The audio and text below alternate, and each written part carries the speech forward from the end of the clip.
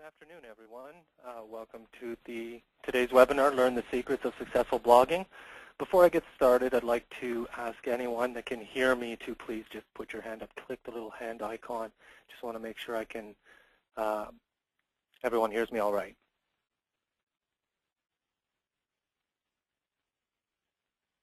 Excellent. Thank you. So good morning, everyone. Thank you for joining me. My name is Brent. I'm the CEO of N-VisionIT Interactive.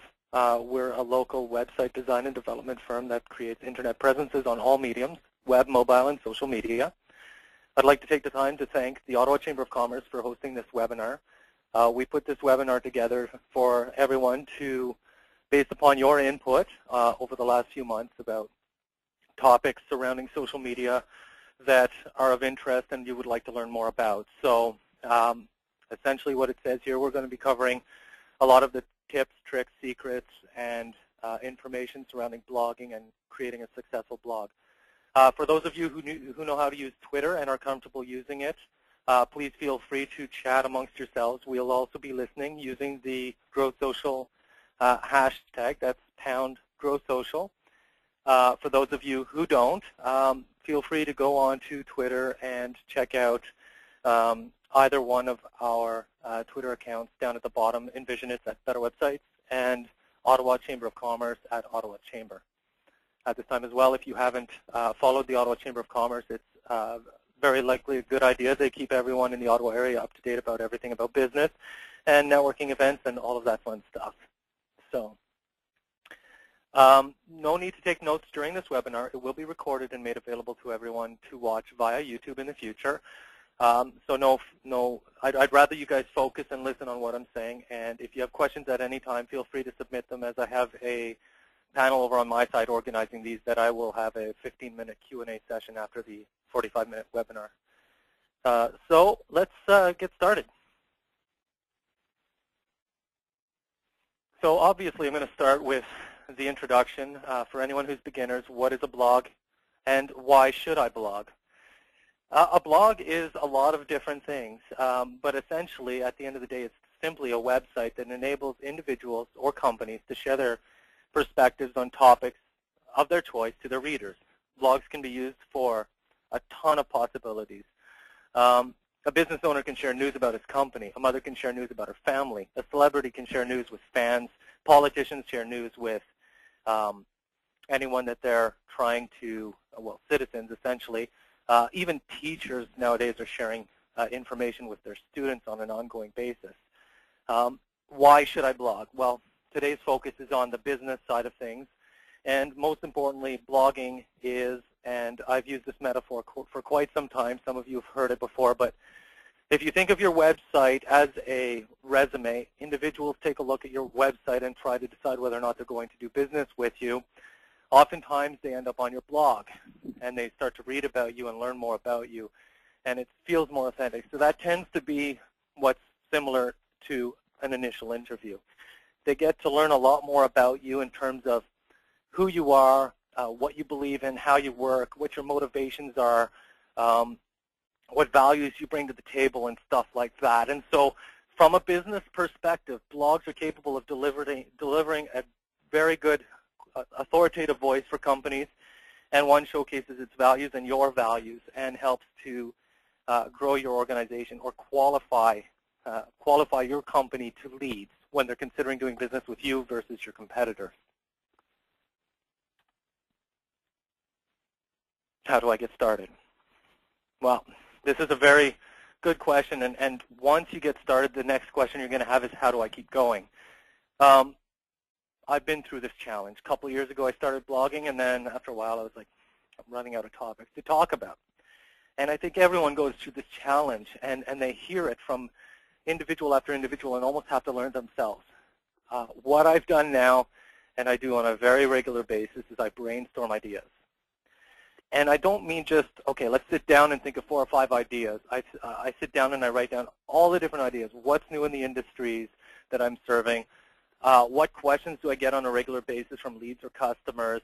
When I'm at a networking event, what do people ask me about? What do people talk to me about?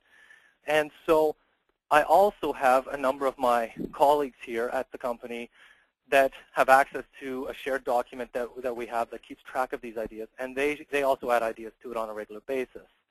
And every so often, I go through it and I reprioritize it and I determine what I'm going to blog about in the future.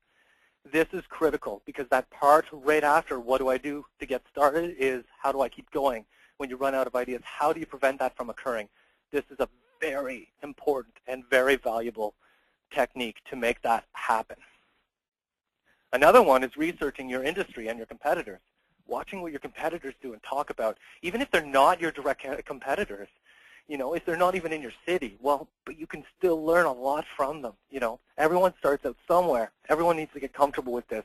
Take a look at what others are doing in your industry and take a look at your competitors and keep an eye on them. Next, you need to determine your voice and your angle. Now, a voice, it's generally very important to, you know, be consistent with your personality. But more importantly, you need to determine how are you going to write your blogs. And so an example of this is if you're writing blogs seeking investors and whatnot, your tone might be very serious, very important. You might not riddle it with humor and stuff like that. But if you're writing about, you know, a line of entertainment products or a clothing line or this, that, and the other thing, and they tie into an industry, you're going to want to change the voice that you use so that your audience can relate to it. If you write very serious, stuffy things and it's related to the entertainment industry, it's just not going to work. And then rinse and repeat regularly. On a very regular basis, you should be going through these steps and again and again. I know even myself, sometimes I get so darn busy that I miss that brainstorming step on a monthly basis, and I reschedule it for a week, and then I reschedule it for a week. No, you can't miss that. And of course, if you do, just get back on the bandwagon, just like I have. Make sure you're always contributing to that idea list, because that's going to directly impact the quality of your blog, which we all know is also going to directly impact the success of your blog. Writer essentials. Now, these essentials are common to all writing, but I thought it was important to mention these things because a lot of people that start blogging don't have a lot of writing experience. And so I want to make sure that at least these 4 points are fundamentally thought of and understood on a regular basis. Think of your reader. If you're an accountant, you're not going to just say, okay, there's some new service or new policy or new rules of tax and write it and send it out as a blog. You would actually if you were just beginning and not thinking about your reader.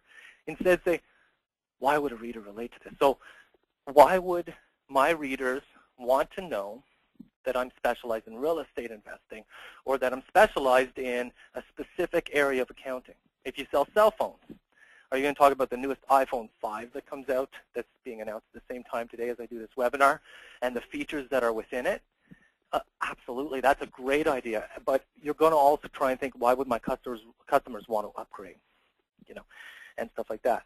If you're a lawyer, are you going to say, I offer legal services and I specialize in the following 3 fields, litigation, et cetera, et cetera. No, you're going to think about, okay, why would someone question whether they're choosing me or my competitor? And you talk about your litigation experience in specific situations, keeping things anonymous, obviously, but providing them a background that helps them to decide, that's the lawyer I want. That is the lawyer I need. And so this truly helps you when you think about things from your reader's perspective. That sums it up for the next point, make it worthwhile. If you think your reader and their needs and their desires, you're going to make those blogs worthwhile. If you're posting stuff up there and it's just industry news, just industry news, just industry news, and there's no value in the blogs that you're writing, you're not going to get momentum. Almost too obvious spell and grammar check, but unfortunately I've read thousands of blogs and this is still a problem. Take that time. It doesn't take long. You spent a lot of time writing that article. Take that time. Or have someone else proofread it for you if you're not comfortable with the grammar check or if you're particularly weak in that area. And be interesting and entertaining. Don't be afraid to step outside the realms of acceptability. Well, not acceptability, but let's say you're an accountant and it's very, like, we got to be very professional, this and the other thing. You also have to show your personality. You also have to be entertaining. You also have to be interesting. Don't be afraid to, you know, step a little bit outside of the bounds of what is like corporate and completely acceptable. Don't be unethical or questionable, but you need to be interesting and engaging. Now, blogger essentials. And why do I separate these? When you're writing a blog, there's a few additional things you want to think about. These are the things that make a difference whether or not you get traffic, whether or not you get momentum, whether or not your visitors return, and whether or not you are successful in blogging in general. So, number one, blog because you want to. Now, if you start blogging and you're bored out of your mind, you can only keep it up for so long. And even if you can keep it up forever, your blogs are going to be not as interesting or not as engaging, unless you're really good at faking your interest. 1 in a million. Pick a niche you can own. If you're talking about an industry and a niche and whatnot, don't try and go off into an area you don't know anything about. Take the time to research it. Take the time to formulate your ideas and responses and qualify them. Don't throw yourself out there. You can hurt your credibility if you're hitting on an industry that you don't really know. Write great headlines. Those headlines, the titles of the blogs, are almost as important as the entire blog. And the reason for it is because the wording you choose in there does two things. It attracts clicks and readers, and it also attracts traffic from search engines. And so you need to find the balance between choosing a title that has both of those encapsulated within your title. Now, an example of that would be, again, if we go back to, say, the accounting one, and we're looking at complicated stuff that we're trying to learn about, let's just say a word, dividends. So you'll definitely want the word dividends in your title if someone's searching about it. But you might want to say, let's say you focus in the Ottawa area, how dividends can help Ottawa small business owners. So you see, if I'm searching for information about dividends and I'm a small business owner, I'm probably going to go to Google and I'm probably going to type in Ottawa dividends question, or Ottawa dividends, accountants with dividends experience, Ottawa accountants with dividends experience. This helps formulate the title. Think like your client. Make sure that headline matches it. And so, again, the title can also be engaging. Ottawa dividends that save thousands in taxes. There you go. You see, you've tackled both search engine optimization, but also interesting to the client or the potential visitor. Avoid monoblog and use variety. Monoblog is my own word. I have a bunch of those words, but monoblog is monotony in blogging. And so what I mean by that is, if you write blogs on a regular basis and they're always the same style, same length, same tone, everything, it's going to get boring quick. Your readers will drop off. So mix your text with photos. Of course, make sure you have Creative Commons rights to share the images or license the image that you're going to use. Licensing of images can be as inexpensive as $1 or $2 per blog that you're including an image in, and then they go up from there. Mix your message. Don't be afraid to hit on both positive and negative, or even write one that addresses both. So if you have something good happening in your industry and a challenge, don't be afraid to address both. In fact, if you're always positive and you never hit on the negative, or if you're always afraid to hit on a topic that a lot of people are very leaning right or left-sided on it, well, then you're going to miss out on that opportunity. Mix personal and professional. Even just, some people's most successful blogging style includes a little bit of information about their personal lives, their personal interests, stuff like that. Even if they're talking about something very businessy, it helps people relate to you. And then brief or detailed. You can have a brief blog that's, 300-500 words, and then you might have one that's, 7-8 pages that really details out a topic that has a lot of complexity surrounding it. So as you can see, all of these things you need to think about on a regular basis. Now, Blogger's Edge. Those are the mandatory things. These things help you get to the next level. And these things I'm going to teach you, and I'm actually going to show you within the software. Today I'm going to use WordPress for the actual demos. WordPress was chosen because, well, not just because it's the blog we're using, but because it's the most popular blogging platform in the world, and so it's used 2 out of 3 times more than any other blogging software platform. And so I decided to use one that was most commonly used. WordPress blogging software can be used by going to WordPress.com. You don't have to do any installs. You can set up from there and run it from there. If you have a development or technology team and you want a different type of integration, it can be integrated right into your actual website. And so we have a combination of both, but I'm not going to get into that complexity today. I just wanted to mention that. So in terms of Blogger's Edge, link, title, and image naming. Now, I talked to you about choosing a specific title so that it's attractive to search engines. If you actually upload an image into your blog, you want to name those images to complement the blog that you're writing. And if you have links in there as well, you're going to want to name them links. Now, I will show you this after, so just bear with me for a second because I want to get through this slide before I start showing that stuff. I don't want to alienate anyone. 5% rule. Now, the 5% rule means if you're writing an article and you're trying to attract people to your blog and your focus is, I'll use my industry, Ottawa web design, 5% or less of the words, but you try to get it to as close to 5% as possible, should have those words Ottawa web design. Now, it's an art more than a science here because you also have to balance it. Your article has to still be interesting to read, and you can't be like, if you want Ottawa web design, and then the next sentence you talk about Ottawa web design again, you need that balance. So that's a goal. But the 5% rule is if it exceeds 5%, you're not going to gain any search engine optimization benefit from it. You're not going to gain any additional traffic. In fact, the opposite occurs. It's known to Google as keyword loading. They know you're intentionally trying to drive traffic to your blog, and they penalize you for it. Just remember that number, and it'll really help you when you're writing blogs and saying, how do I get more traffic? How do I get search engines to favor my blog over someone else's blog and generate more traffic for the keywords I'm writing versus my competitor? Link to inside pages. So if you're writing an article, let's go to one of my examples here.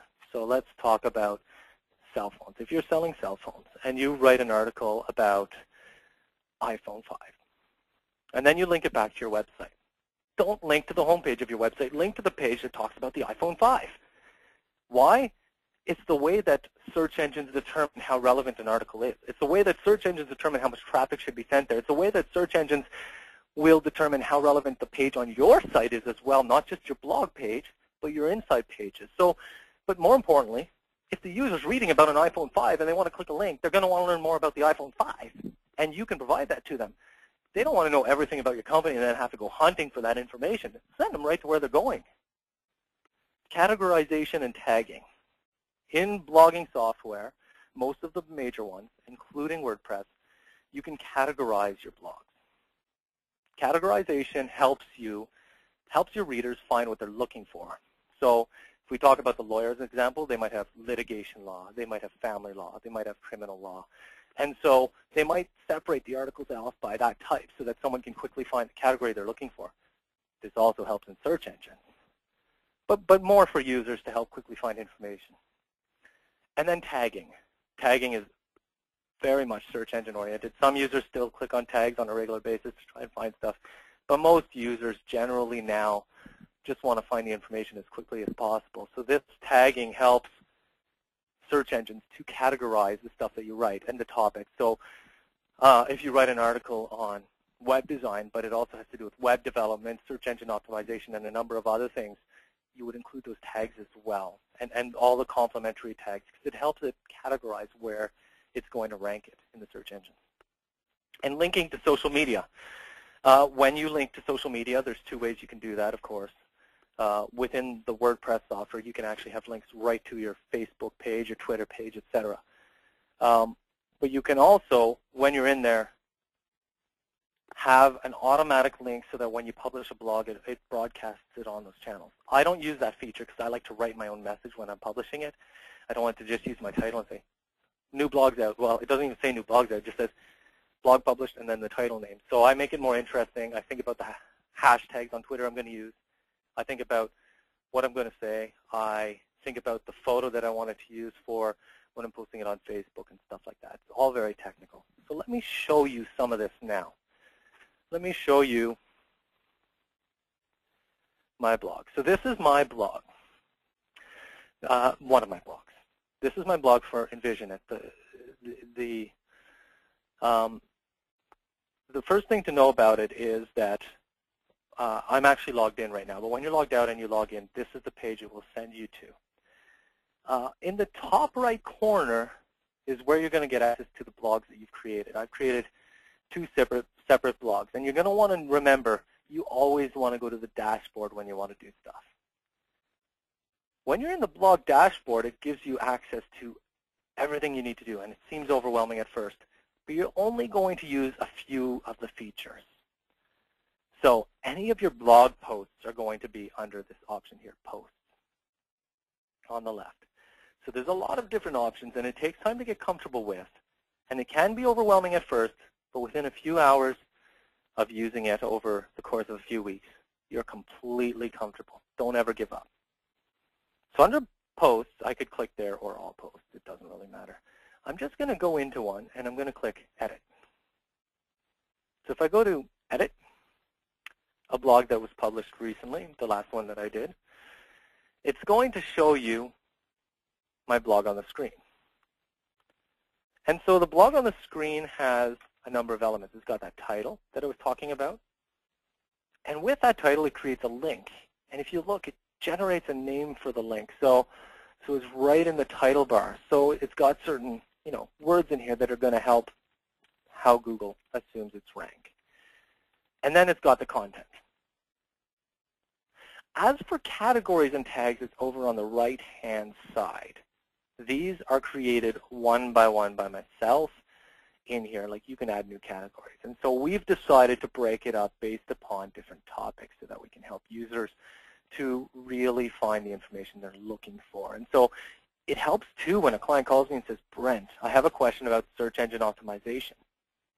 How many times have I sent them to a specific blog so that they can get up to speed on what I'm talking about before I talk to them about it? Say, read these blogs and then give me a call back so that you can understand specifically what I'm talking about and explaining to you. So it saves me time.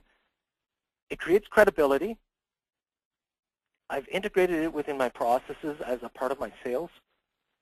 But more importantly, is providing value to all of my clients on an ongoing basis. And so they get the chance to learn a lot about different topics that I'm talking about, which leads to them getting more ideas about their business because they're more informed, which leads to, what goes around comes around. I'm helping them out to learn, and they're getting more successful. And then I end up getting more business out of it, and more of my client relationships, probably 9 out of 10, result in ongoing work on an ongoing basis. I haven't qualified that stat today, but tags, here are the tags that I've chosen for this article. And if you're not sure what tags to use, because you don't know, just click on most used tags, and once you've got the article in, you need the article in, it's going to take a look and do some research and figure out what are the most important tags. The biggest tags are the ones the most used. And so you can add them by just, clicking on it. I already have internet strategy up here, so that's not going to work, but internet marketing I already have up there too, search engine optimization. So if I click that, it just adds it to the list right here. It's that simple. So that's a blog post, and that's the anatomy of the blog. The 5% rule is the content in here. So if I was trying to write about Ottawa web design, I would potentially try to put that wording in here. Now, this is a press release I've published. I'm not going to spend the time and modify the press release that went out to the press. I'm not going to do that. That would be silly. So there's not all times you can use the 5% rule, but at least you know about it. So at least if you're writing about it and you can try to increase the amount of words you use, then you're going to get that benefit out of it. When you link to an inside page. So if I go down here, for more information about SM2 and N-VisionIT Interactive, please visit betterwebsites.ca. When I hover over the link, notice it has a title. It has a title called Ottawa Social Media Marketing and Social Media Consulting. Very much done intentionally. Yes. If I click on the link here, this link was created with this toolbar up here. This toolbar is very similar to Microsoft Word. I can't go through and show you everything in here, but I'm going to show you the link. Insert or edit link. If you hover over any of these, it gives you help.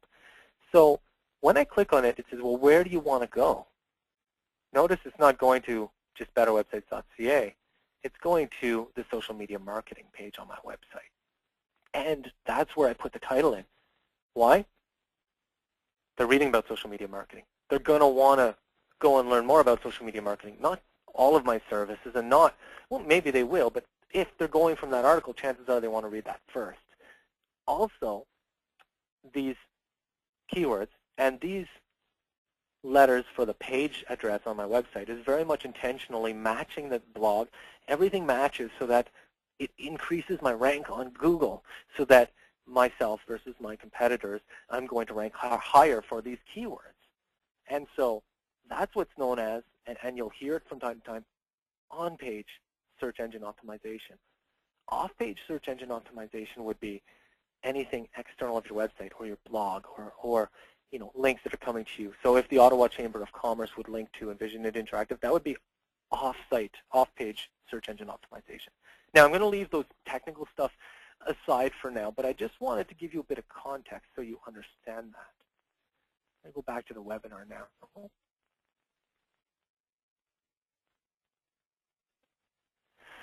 So let's talk about customizing your blog. Now, why would you customize your blog? And what is important in customizing your blog? The reason you customize your blog is because you want it to look and feel professional. You want it to be engaging. You want it to be complementary to your website. You don't want someone to end up on your blog, whether or not it's on your website or not, and feel like it's a different site. You don't want to confuse them. Did they refer me to someone else? You got to make that clear. This is your blog. And you want it to be as professional as your website because you want to reflect the same image of professionalism.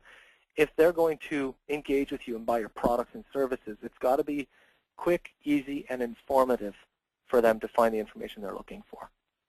But most of all, you also want it to be entertaining and useful for them, the information that they get. So I mentioned I was going to use WordPress for this presentation today, and I recognize that there are a number of other blogs out there, Blogger, etc. There's a whole bunch of them. I can't show them all in one webinar. That's 45 minutes. I can't. So I chose the most popular one for you guys today. I'm going to cover themes, and I'm just going to show you where you would edit your theme and make the site look and feel different. A theme is essentially like the background or the overall look and feel of your blog site. Widgets. I'll cover widgets as well. When you look at my blog, once again, when I go back to that screen, I'll show you where widgets are. They're on the right-hand side of my blog. So the main meat is the middle where the blog articles are. On the right-hand side, there's widgets that help people navigate to other blog articles, back to our website, to our social media presence. It's those things that are going to help cause engagement. You know, they have calls to action in there. So menus. I'll show you the menus as well. And they're along the top, and they allow you to add additional content, such as an About Us page or a service page, stuff like that. And then background. Background can be part of a theme, but if you don't want to, like, you set a theme and you want to change a background, you can do that as well. So let me go back to the WordPress site now so that you can take a look at that. So I'm back in my editing. Let's just go back to my blog. So again, back here, I'm just going to click on this right here so that I can get back to the blog. All right. So the background is this image you see in behind. The theme is the whole thing, the way the whole thing looks together.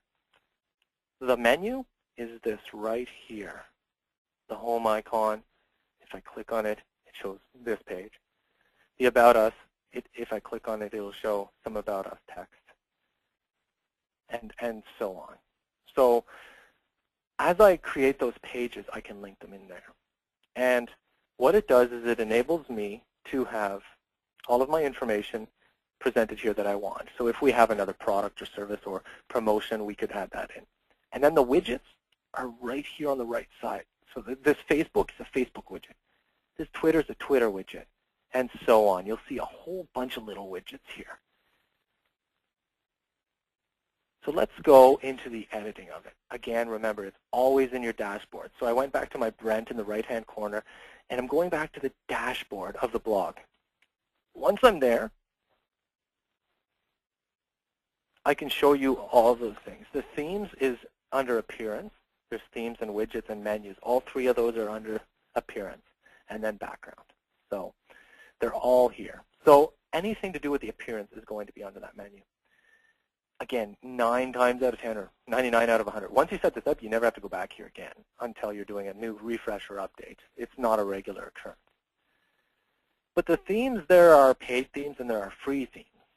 And so it shows different themes, featured themes, and available themes. You can show the most popular or the newest themes and whatnot.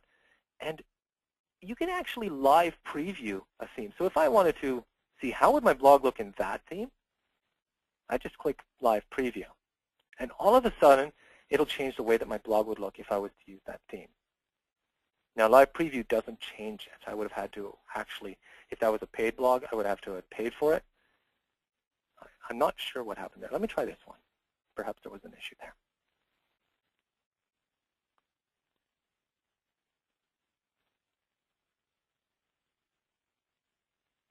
So you can see here on this side, it shows what it would look like in this 2012 look and feel. It has a much more plain theme or white theme or calming theme. So if I wanted to apply it, I'd click Save and Activate, but I don't. So I'm going to just click Cancel. So that's as simple as it is. No development. If you want a custom theme, you can actually create a custom theme, and you can go to your tech department or development department. But most people, especially when starting out, can find a theme that's going to work for them. And you can even search based upon certain things. If you run a cake shop, you can search for cake. Now, there's 208 items. It's not loading, but perhaps they're having an issue right now. Let's just go back to the appearance. And we're going to show you the next thing. So under appearance, there's widgets. Now, widgets, remember, those are the things along the right-hand side of the site, right here. In fact, you can see sidebar 1, search. Yeah, I have search in there. And so you can actually, like, potentially give it a title. I didn't. And a title would just be the header on the search bar. You'll see on my page there's just a search box. So if I go back there, you'll see the search box. There's no title on top. Here there's a title. It's Facebook. And there's all these ones for specific pages. Facebook, it asks for specific info. What's your Facebook page? I didn't even touch these things. These are defaults. I mean, most people don't have to touch it. I mean, you can change from a light to dark theme. You can say whether or not you want to show faces in here. And like, if you do show faces, it shows who are fans of yours. I didn't want it to take too much room because I wanted to include some other stuff. You can include the stream, which will show your recent updates, or the wall, your recent wall posts on Facebook, and so on. I can't go through each one of these. I'm just showing you a few examples so you get the idea. But in order to add something, they're all on the right. And you can add one, and if you don't like it or if you won't use it, you can remove it. So I could actually say, I want an image. I'm going to drag it, and I'm going to put it, right there, an image. And then I can give it a title if I want. That was that bar on the top. I can say what image I want and where it was. I can give it some text. Alternate text. That's when you hover over the image. What does the text say? And whatnot. I can tell it all of this information. I've chosen one with a lot of technical information. But most of these are not technical at all. Recent posts. How many posts to show? Archives. Do you want a title? Do you want to display it as a drop-down or not? So you see, most of these, you don't need any tech experience. Categories. Do I want a title? Do I want to show it as a drop-down or not? So all of these things, links is a different one. If you want to add links, so I told it to add links, and I said to add the links category website. Now, this stuff is a little more advanced because you'll see over here on the left-hand side, there's a links option, and you can create link categories and create links, and that's where it would use this from. So if I went to all links, you'll see that I've actually spent the time to configure links. It's just website links to my site, and they're all categorized. And as you can see on my site, when I scroll down here on the right-hand side, you'll see websites, and it has the links that are in that category. And then mobile development, and it has the links that are in that category. So that's an example thereof. So just wanted to give you a quick little brief example so you see that. All right. Again, I apologize. I can't go into more technical detail. I would lose you on that. Finally, there were menus and backgrounds. And so on the menus side of things, you can create a menu and tell it to link to specific content. And so menus, you'll see that there are 4 menus, and you can tell it to go to a specific. This one goes to a page, About Us, and that's under Pages. So you can create whole new pages and just link it into your site. So yeah, if I went here and I went to All Pages, there's the About Us page. I can edit it. It's just like Microsoft Word. I can actually type the content I want in here. I can just paste that stuff in there. And if you look, when we were on that page at the top here, About Us page, I'll go back and forth for a second. There we are. There's the info. And when I publish it, that's what happens when you click on that menu link.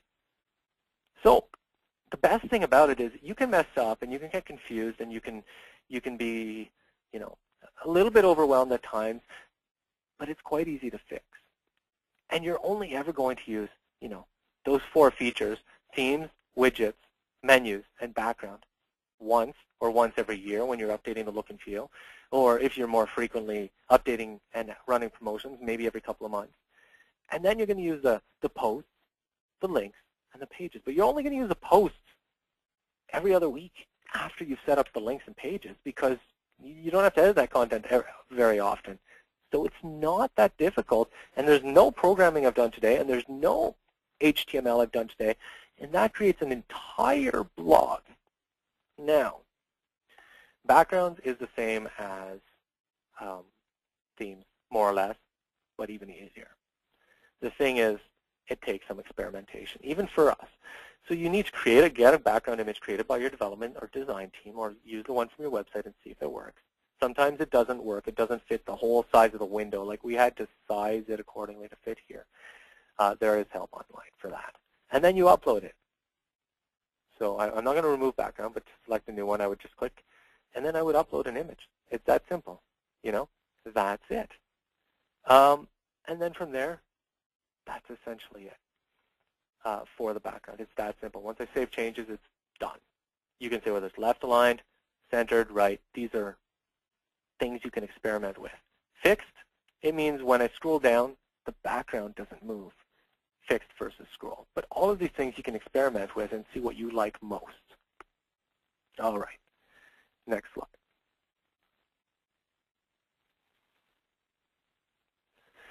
So I'm going to show you creating a blog post, and I'm going to show you some of the key features in here that are important and how to use them, just so that you can know how to do it for your first time.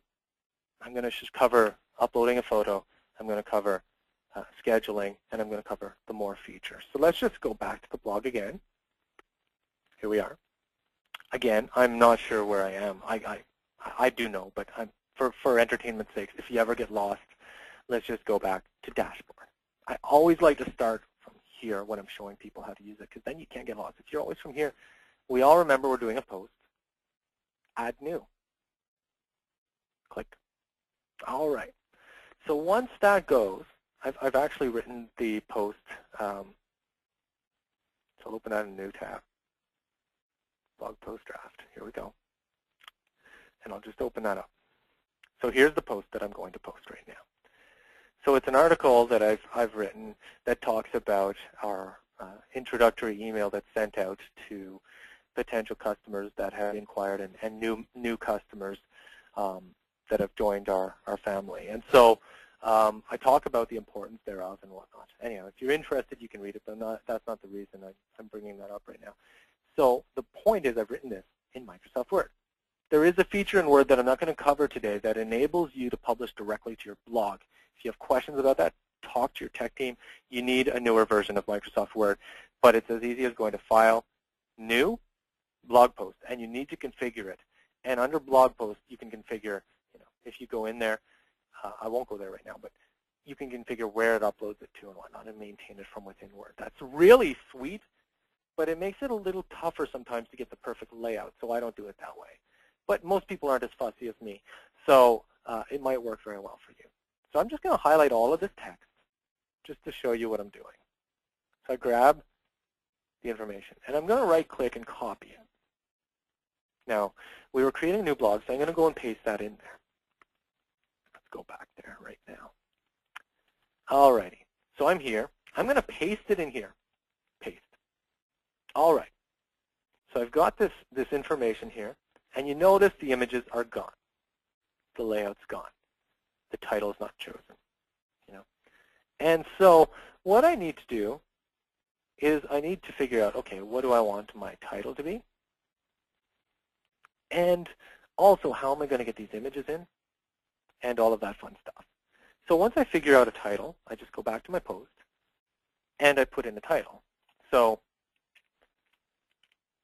creating an intro email to your customers. What's the value of? And so I'll click out of there. And what's going to happen if I don't do anything, it's going to name, this is a permanent, it's going to name it based upon the information I put in here. And that's fine if that's what I want it to be. And I can just click edit and paste it in here. And it's going to take out, if I click OK, it's going to take out all the stuff that I put in there that was uppercase, the apostrophes. It'll take care of it all for me and title it. If I wouldn't have done that, it would have just titled it automatically later. But I'm showing you, you can actually override it, and you can actually set it. But once you've published it, you don't want to go and change it because you've started to get search engine rank from it. You have sites linking to you from it. Maybe your website links to it. Now, if I wanted to upload an image, I can go to the beginning and click Add Media. And I can actually drop the files there. So I can go to, I'm just going to bring the folder over so you see me dragging and dropping it. Just 1 second, I have multiple screens here. So I can actually bring this over here, and I can drag and drop the image in there. It's a blog image. So, and I can name it Blogging for Business. And I'll put also the alternate text is blogging for business, because if someone on Google searches for blogging for business, I want a chance that my article is going to come up higher. From that, I just click what size do I want and where do I want it. Usually these are the only two I pick. I usually just say I want it left or right aligned. That's it. So the last one I did right aligned. This time I'll do it left aligned so that not every blog looks like the same layout. Thumbnail is fine, I think. But I could change it later if I don't like it. Insert into post. Done. Hey, that looks fairly similar to this. If I want it larger, I can increase the size. So if I didn't like this overlapped the image and came down here, I could actually click on Edit the Image and increase the size. So I don't mind it right now. So here's where you would increase the size. I don't mind it right now, so I'm just going to leave it. And I'm going to go down to here, the welcome. So I'm going to insert another image. I'm going to have to drag it from that window again and paste it in here. So N-VisionIT Interactive logo. Or I could put, if I was trying to target the words Ottawa, web design, I could put the title and alternate text as that. And I want it left aligned and insert into post. Gone. Done. So I've got my email set up. I will have to configure my categories. Business strategy, internet marketing, search engine optimization, and so that's good. And then tags, I can actually just say, tell me what the most used tags are for,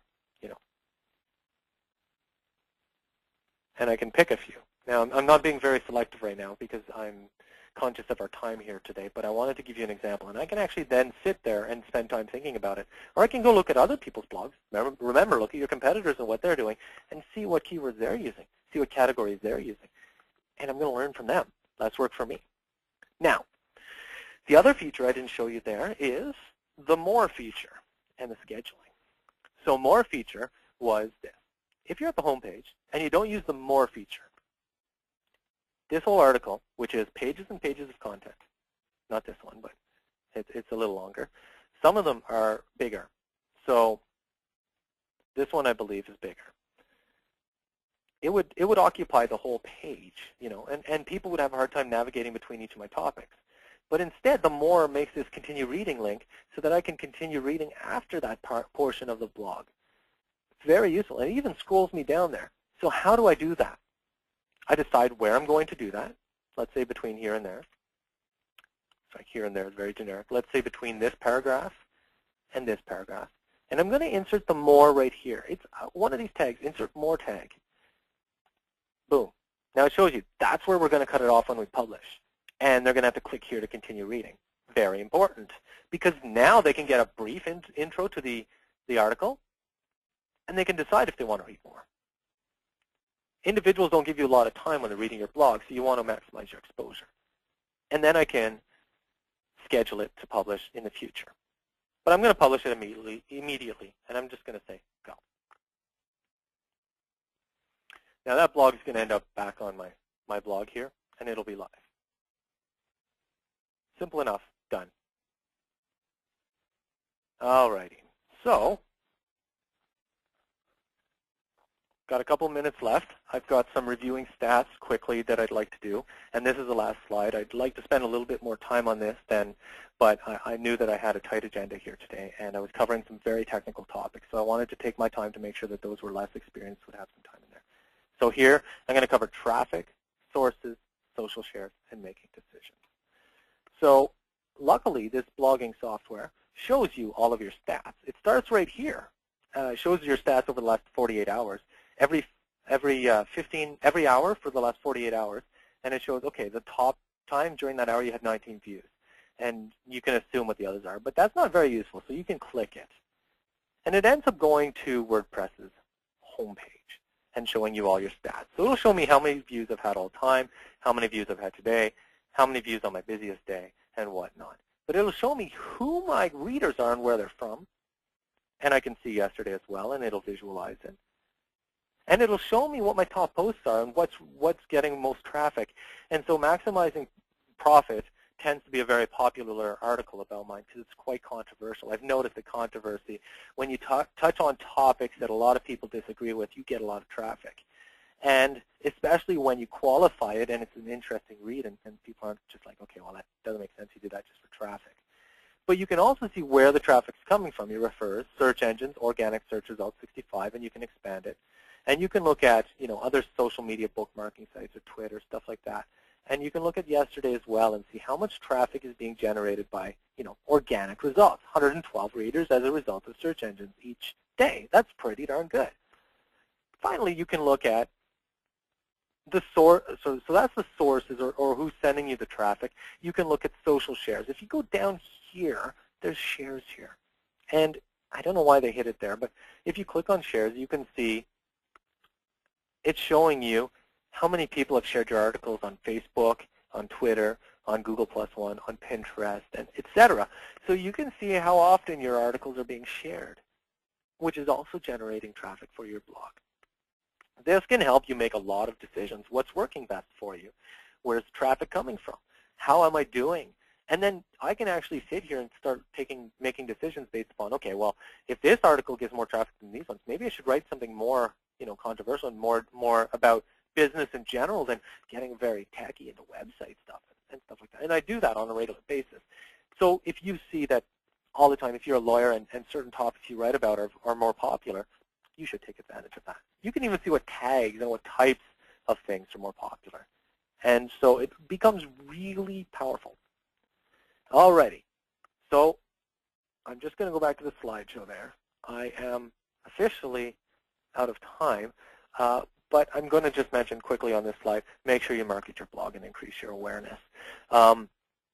Market it on traditional mediums on your website, link to it to and from. Don't forget to share it on social media, and don't ignore paid traffic. So I was like, why would I pay for traffic? As long as the traffic is targeted and individuals are potentially interested in what you're writing and having to say, they can and will become clients. Believe me, I gain probably 1 in 5 to 1 in 8 clients of mine are as a result of paid traffic. And so do not discount it. Even if you have great organic SEO results, as you saw from mine below, you will still gain benefit from paid traffic. All right, so now it's time for questions. If you guys want a free blog cheat sheet I've created to get you started, it's available at betterwebsites.ca/free, along with more than a half dozen other free informational sheets on other topics like Twitter, Pinterest, etc. So feel free to download that. Please submit your questions, and I'll start answering those. I'm going to give you guys a minute to take a look at that. In the meantime, I'd like to say thank you to everyone for your attendance and participation. I really enjoyed putting this webinar together for you, and I hope it was very valuable. I know I covered some technical topics here, and I only was able to cover one blogging platform. so I chose the most popular one, but I hope it was genuinely useful for all of you. I've created a lot of leads and business over the years as a result of my blogging, and I think that it's an opportunity for you guys to not miss out on. It's something you can't afford to miss out on. I'm sure your competitors are doing it, and if you're not, it's just costing you potential clients. So I wanted to make sure that I put it together in a way that you could see the benefits and see the process that it goes through to make sure that it works well. You know, you could spend time sending out pamphlets and stuff that people toss out, or you can use social media that leverages and engages and leverages word of mouth to really help, you know, create that reputation with your potential clients. All right, so how do I drive traffic to my blog? Well, social media is a good one, and so is organic search results from search engines. That does take time, though, I'm not going to lie to you. It took me months to start gaining momentum, and it was frustrating. I'm like, how am I going to get off the ground here? You can't give up. So use your social media networks. Use your website. Link to your blogs and stuff like that. In our website, if you go under like web design service, we have blogs that are specific to web design and links off to our specific blogs in that area. If you go to our e-commerce page, it has blog articles that are specific to e-commerce linking to our blog. That's another example. So those are very, very good techniques because someone's reading about e-commerce services and they're like, I wonder what Brent has to say about e-commerce. I wonder what he knows about it. I wonder how experienced he is in it. They go and read the blog. And again, the website acts as the resume, and the blog acts as a preliminary interview and generates a call afterwards once they've got some credibility, or once I've got some credibility with them. What's better for search engine optimization, blog links or link building? Okay, I can't cover SEO in our call today, our webinar, but search engine optimization determines where you rank on the search engine. There's a lot involved there. Both are very important. Inbound links helps search engines determine how relevant your stuff is, because if you and your competitor have the same content on the page, they need to determine who's shown first. So whoever has the most relevant and highest number of links, a combination thereof, including your blog articles, that impacts it. Now, WordPress is not only the most popular site, it's also a very high page rank of 9. And so a page rank of 9 is the highest of page ranks. It goes from 1 to 9, and or 1 to 10, and it impacts where you show up on search engines. So having your blogs WordPress.com really helps create reputable links back to you. How much time should I allocate to blogging? Unfortunately, I can't answer that question. I don't know enough about your specific business. Everyone is different, but I would say at least try to write a couple of blogs a month. If you can, write at least once a week. So you want to create valuable information, valuable input. They don't need to be entire, huge articles that take dozens of hours to create. An hour or two should be fine. Just provide some value and some input, and go with that. At the very least, that's what I recommend. How should I handle negative comments? Good question. Now, if you mean negative comments as in spam on your blog, delete it. If you mean negative comments as in someone's questioning something you say, you can choose whether or not to. I usually discuss it publicly. I say, well, here's why I wrote what I wrote, and I qualify it.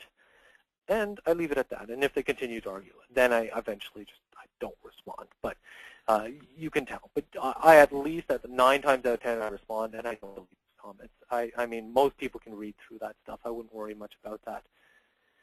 Do I need to know HTML in order to blog? No. If you saw what I was doing right there, I was using Microsoft Word, copy-pasting in. Sometimes there's going to be little things that will annoy me and whatnot, and I will have to play with it a little bit. But I never go to the HTML view of the blog. In fact, it messes it up worse on WordPress for me. The way that I'm trying to align things and whatnot, it just messes it up. I try to stay within the confinements of the WordPress's nice little Word-like editor. Can I outsource my blog? Very good question. You can, but you need to invest time yourself as well. And it's ironically probably, you know, the time that you have to invest there, all the fundamental planning time and whatnot, what's the ideas for blogs, what's the goal of each blog, what do you want it to cover, what desired tone do you want. You got to prep all that content for your blogger to do a great job on it. You may be lucky and find a really great blogger that happens to match most of what you're looking for, but the problem is they still don't understand your business as well as you do. They don't understand your goals in mind and whatnot. So yes, you can, and many people do. We do not. I write all my own blogs personally, but you got to be very careful, and you got to monitor it. And if it goes off the rails, you need to address it, and you need to bring it back on rails. So don't think that outsourcing your blog is, I outsourced it, wash my hands of it, and never look at it again. I'm done. I'm blogging. No, it doesn't work that way. Is there a general rule to the length of a blog article? There isn't. I've read some blogs. In fact, some of the most interesting blogs I read were pages and pages and pages and pages and pages of content. And it's because they cover topics surrounding like a bike tour through Canada, or from Vancouver all the way down to South America and stuff like that. It's just, there's a lot that happens, and it's really engaging and really interesting and stuff like that. Again, a blog can be covering business or anything, right? So there is no general rule of length. Unfortunately, it's just that simple. I'm just trying to go through some more here. Can you or should you add videos to blogs? Yes, you can, and yes, you should if it's relevant, or if you're writing a blog that it's going to complement it and not detract from it. Oftentimes, individuals add photos and videos to blogs. Now, videos do better in blogs than on Facebook and whatnot. If you look at engagement statistics for other social media channels, photos tend to do better than videos.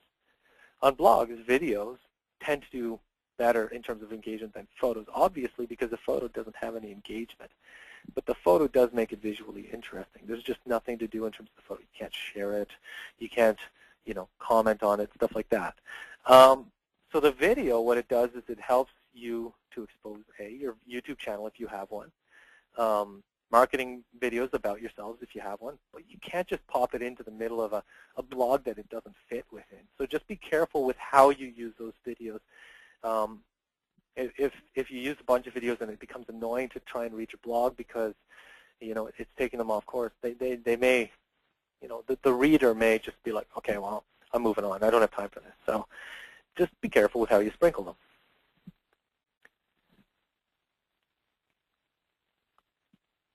Can you make money from blogging? Absolutely. You can make money from blogging. We make money from blogging by blogging about our business and talking about our business. It generates us leads and clients on a very regular basis. If you mean more generally, can you make money from blogging, period, just get paid to blog, if you're writing for someone else? There has to be a goal in mind. There has to be a revenue goal in mind and stuff like that. It's a very generic question, so it's very tough for me to answer. But yes, of course, you can make money from blogging. What do you consider to be the best blogging platform? My preference is WordPress because of 3 reasons. It is one of the highest page ranks. It is one of the easiest to use and easiest to teach and easiest to manage and maintain on an ongoing basis, so easy. And it also is powerful.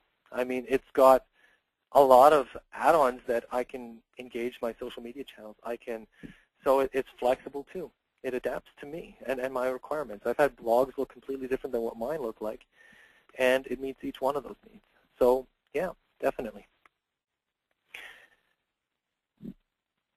Other questions?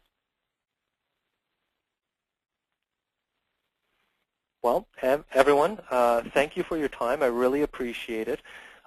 If you haven't followed the Ottawa Chamber of Commerce or N-VisionIT Interactive on Twitter or any of our social media channels, I invite you to do so. The handles are at the bottom of the screen there, at Ottawa Chamber and at Better Websites. I really appreciate the time that you've taken to listen to this webinar. I hope it was useful.